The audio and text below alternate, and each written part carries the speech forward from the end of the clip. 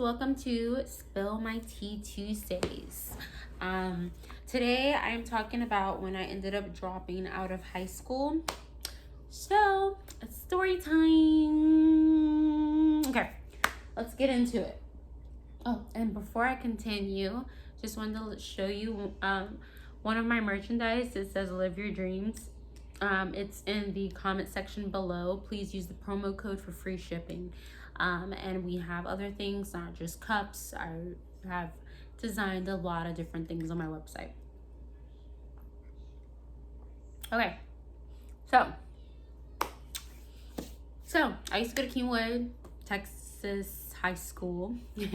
And it was a cool school. I loved it. It was predominantly white. I'm not racist or anything, but it was predominantly white. And loved it.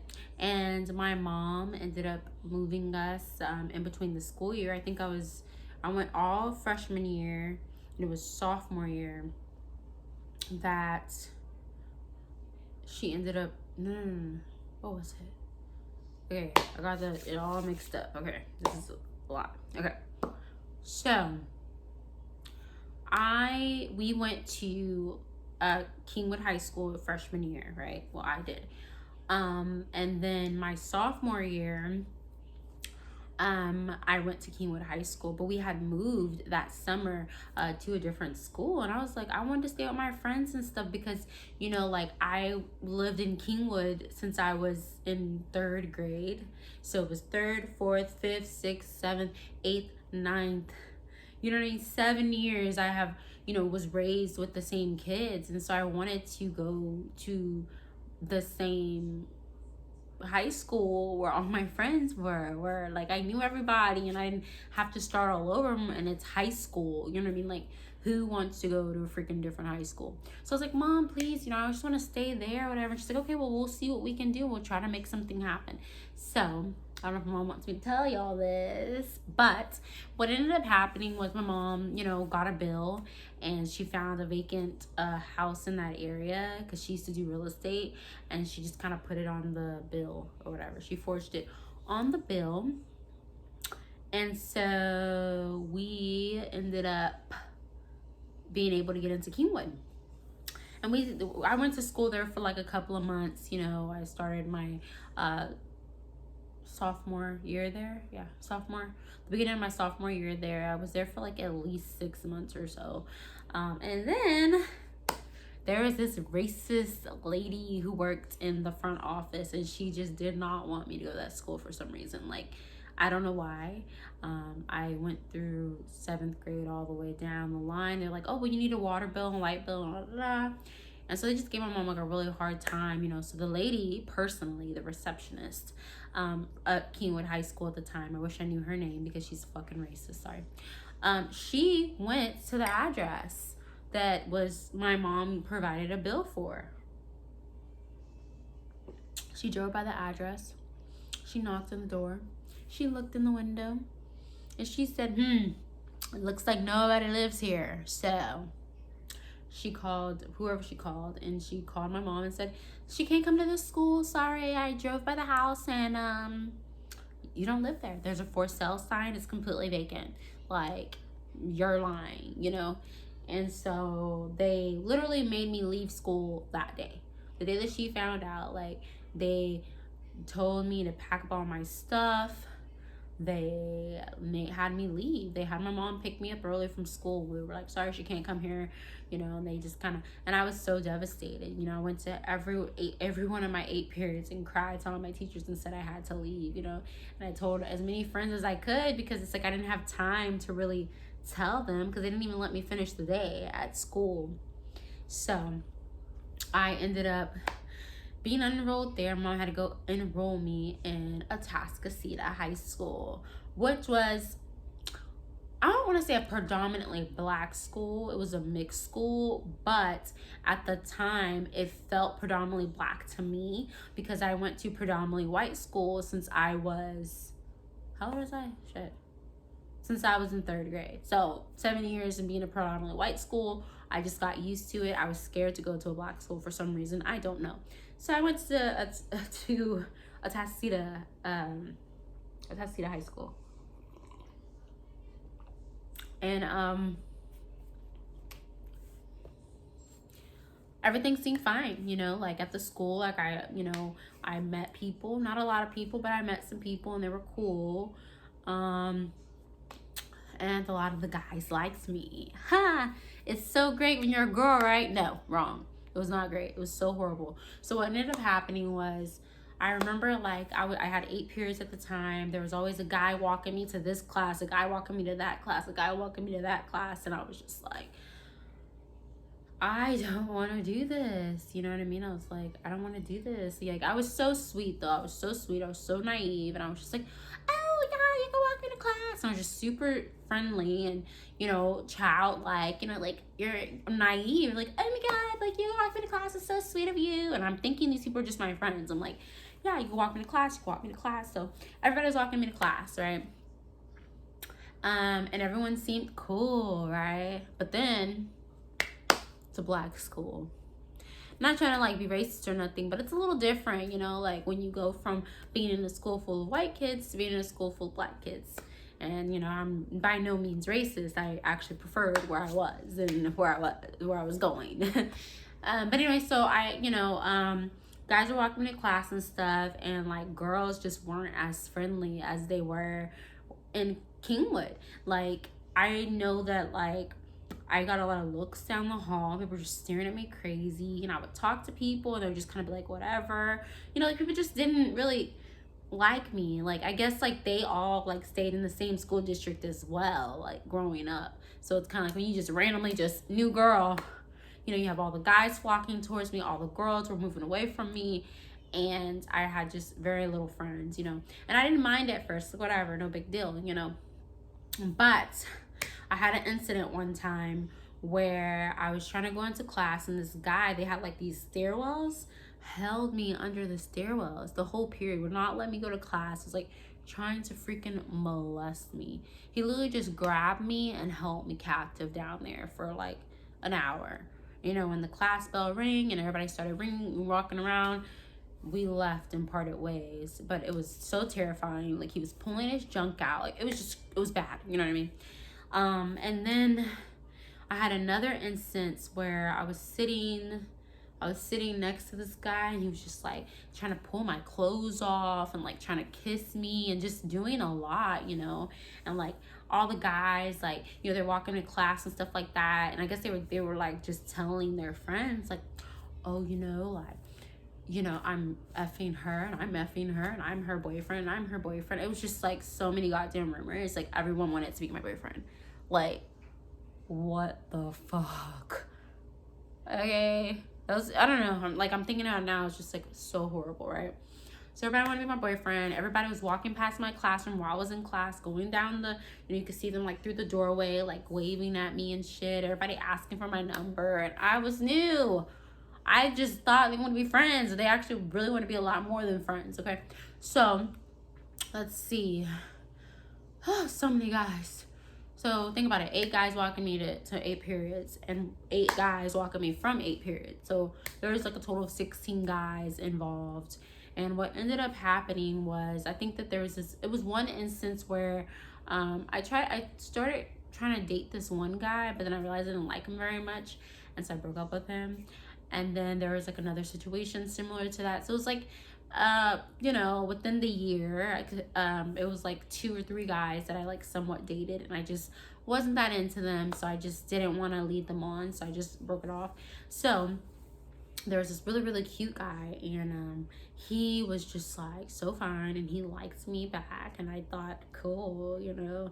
And I actually liked him, so we talked, and you know, we somewhat dated, but we didn't really date. We were just like friends, you know. But he likes me, but we did not date, you know what I mean?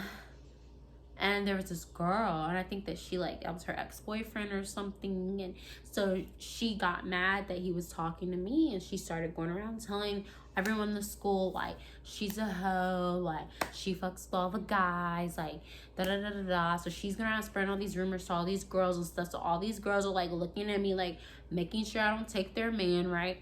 And then I started to notice that I was starting trends in the school. Like, I wasn't even popular. I guess I was popular because everyone knew I was. So, like, they knew who I was, but I wasn't, like, the popular person with the 10,000 friends. You know, I had a whole bunch of niggas walking into class. I felt so uncomfortable. Like, it was like everywhere I went, people were trying to throw me in the class, trying to kiss me, trying to like pull my clothes off. It was just like horrible. You know what I mean? It was just, for me, like a little girl coming from Keenwood. I'm just like I'm a track star and wanting to be a majorette and a cheerleader. It was like, you know what I mean? So anyways, long story short.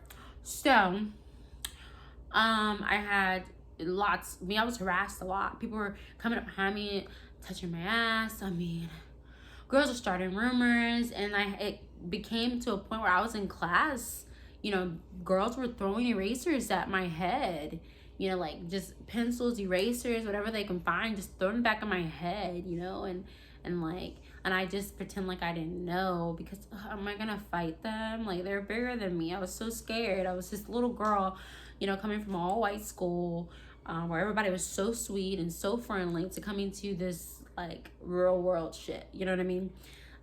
Okay, so then that happened, and it just got really bad. Like, this guy comes up to me and I'm at lunch, and he goes, "Oh, you're Shantora, right?" And I'm like, "Yeah." He's like, "Okay, I just want to let you know that the guys are trying to gangbang you, because they say that you're everybody's boyfriend and stuff, and they're pissed at you, so they're gonna gangbang you." And I'm like, "What the fuck does that mean?" I didn't know what that meant. And he was just kind of like, "Okay, bye," after you told me that. And he named the guys that were walking me to and from class, Oh my God. So he named the guys that were walking me to and from class, and I was like, "Oh my God, they're gonna gangbang me, like what the fuck?" And I tell this girl in my class, and she's like, "You need to tell the principal." And she walks me to the principal's office and kind of made me tell the principal. So I told the principal, and I told him the names of the guys who went to gangbang me, because I was scared.